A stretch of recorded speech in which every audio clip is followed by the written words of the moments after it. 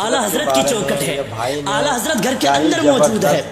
ایک فقیر آیا، باہر سے آواز لگایا، اتنے روپے دو، 10 روپے دو، نہ تو تمہاری حویلی پلٹ دوں گا۔ جیسے اتنی بات سنی ہے نا، اعلیٰ حضرت مقام سے باہر آئے اور فرمایا یہ تو کیا کہہ رہا ہے؟ تجھے جتنا چاہیے اتنا لے جا، لیکن خدا کی حکومت پہ دخل اندازی نہ کر۔ جو تو کہہ رہا ہے نا، یہ مصطفیٰ کی شریعت کے خلاف ہے، یہ جملہ تیرا غلط ہے، اسے نہ کہہ۔ اسے معلوم نہیں تھا کہ آج پالا کس سے پڑ گیا تھا۔ آج پالا صرف ایک مولوی سے نہیں بلکہ مصطفیٰ کے در کے قلندر کے ساتھ پالا پڑ گیا تھا۔ ہاں، آپ نے فرمایا تجھے جتنا چاہیے اتنا لے جا، لیکن پہلے تو اپنا جملہ بدل دے۔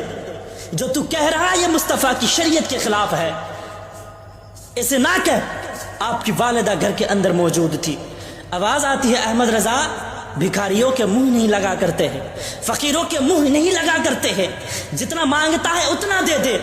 اعلیٰ حضرت نے فرمایا امام احمد رضا دینے کو تو حویلی دے دے گا، لیکن مصطفیٰ کی شریعت کے خلاف کوئی اگر ایک جملہ بولے گا تو احمد رضا گوارا نہیں کر سکتا ہے۔ ابھی یہ باتیں ہو رہی تھی کہ مفتی اعظم ہند کا بچپن کا زمانہ تھا۔ آپ چھت کے اوپر ٹہل رہے تھے، اچانک پیر پھسلا، سر قبل زمین پر گر گئے۔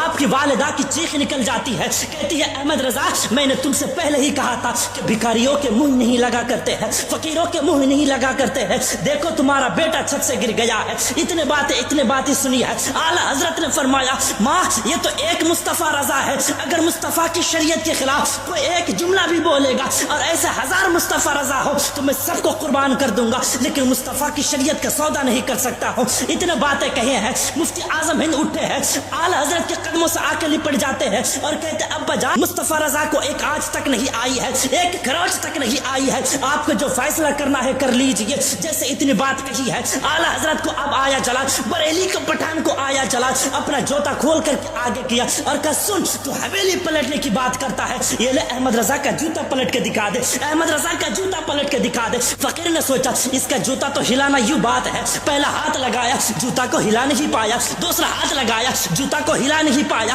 پیچھے ہٹ کے کھڑے ہو جاتا ہے اور کہتے ہیں مولانا تمہارے پاس کوئی جادو ہے جس کی وجہ سے یہ جوتا جام ہو گیا ہے۔ تب میرے رضا نے مسکرا کے فرمایا تھا کہ سن یہ اپنی جہالت والی باتیں اپنی جیب میں رکھ، میں کوئی جادو کی بنیاد سے نہیں بلکہ جو بھی کہتا ہوں مدینے والے مصطفیٰ کی شریعت کے مطابق کہتا ہوں۔